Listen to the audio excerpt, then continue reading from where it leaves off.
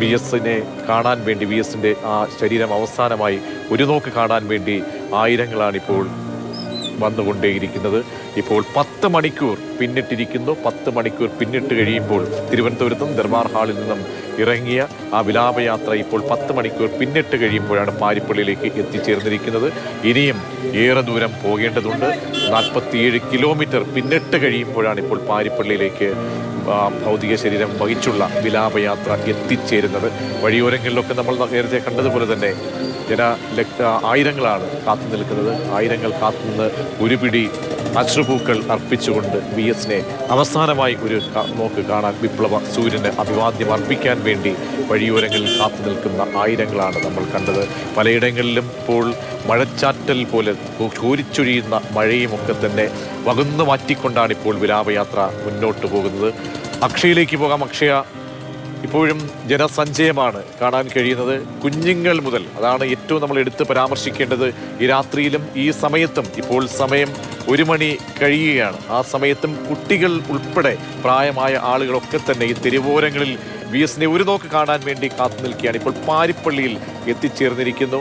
അവിടെയും നമ്മൾ കടന്നുപോയ വഴികളിൽ അതേ കാഴ്ചകൾ തന്നെയല്ലേ അക്ഷയ?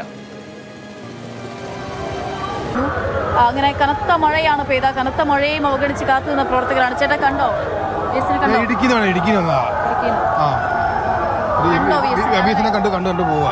ആലപ്പുഴയിലേക്ക് പോകണില്ല. മൂന്നാറുമായി ബന്ധപ്പെട്ട് വന്നതാണ്. മൂന്നാറിലേക്ക് പുള്ളി വന്നിട്ട് 8 നിരത്ത് സമരം ചെയ്തല്ലേ അതിൻ്റെയൊക്കെ അന്നുണ്ടായിരുന്നു. മൂന്നാറിലേക്ക് ഉണ്ടായിരുന്നു. ഞാൻ ലോഡിങ്ങാരനാണ്. അപ്പം അടുത്ത അത്യാവശ്യം പേരൊക്കെ ചെയ്യുന്നുണ്ട്. തൊഴിലാളിയാണ്. നല്ല അഭിപ്രായം.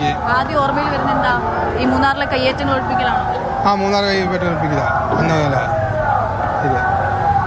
അങ്ങനെ വി എസിനെ പറ്റി പറയാൻ എത്രമാത്രം പറയാനുണ്ടെന്നാണല്ലേ. എന്തൊക്കെ തരത്തിലുള്ള പോരാട്ടങ്ങൾ നടത്താനാകുമോ ഒരു മനുഷ്യായുസിൽ ആ പോരാട്ടങ്ങളൊക്കെ നടത്തിയിട്ടുള്ളൊരു മനുഷ്യനാണ് വിട ചൊല്ലുന്നത്.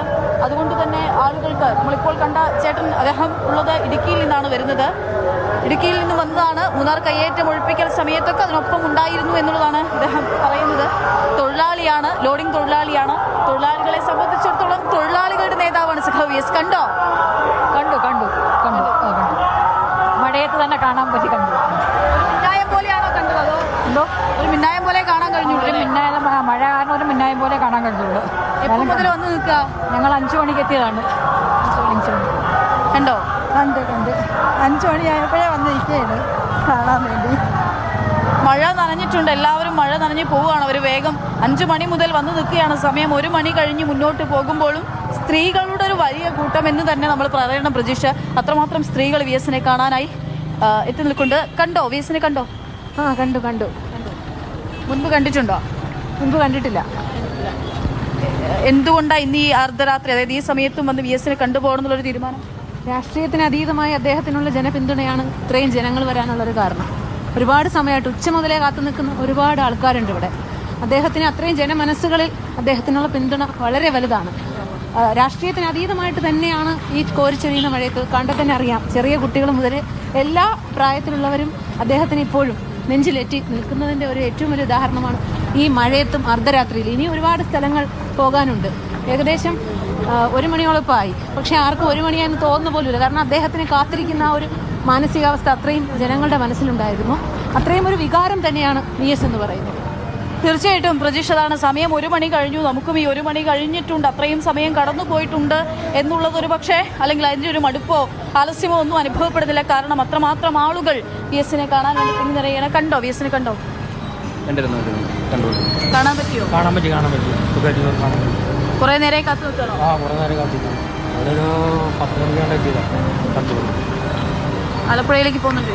ഞങ്ങൾ ആലപ്പുഴയ്ക്ക് പോകുന്നുണ്ട്. കയറി കഴിയുമ്പോൾ മറ്റു വഴി കൂടെ പോകുന്നുണ്ട്. ആലപ്പുഴയിലേക്ക് പാർട്ടി സഖാക്കളാണ്. അവർ ആലപ്പുഴയിലേക്ക് പോകാൻ വേണ്ടി നിൽക്കുകയാണ്. എന്തായാലും മഴയായതുകൊണ്ട് ഈ റോഡൊക്കെ ഒന്നുകൂടി ബ്ലോക്ക് ആയിട്ടുണ്ട്. ആ സാഹചര്യം ഉണ്ടാകുന്നുണ്ട്. മഴ നനഞ്ഞല്ലേ? നല്ലോണം നനഞ്ഞു. മഴയൊന്നും ഒരു വിഷയമല്ല. വി എസിനെ സ്നേഹിക്കുന്ന എല്ലാ ജനങ്ങൾക്കും മഴ ഒരു പ്രശ്നമേ അല്ല.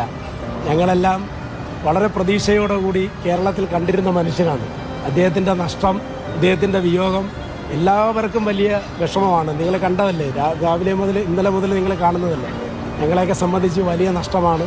കേരളത്തിൻ്റെ കാവലാളായിരുന്നു VS എന്നുള്ളതാണ്. കേരളത്തിന്റെ കാവലാളായിരുന്നു സഖാവ് VS, മുഖ്യമന്ത്രിയായിരുന്ന VS, പ്രതിപക്ഷ നേതാവായിരുന്ന VS എന്നൊക്കെ നമുക്ക് പറയാം.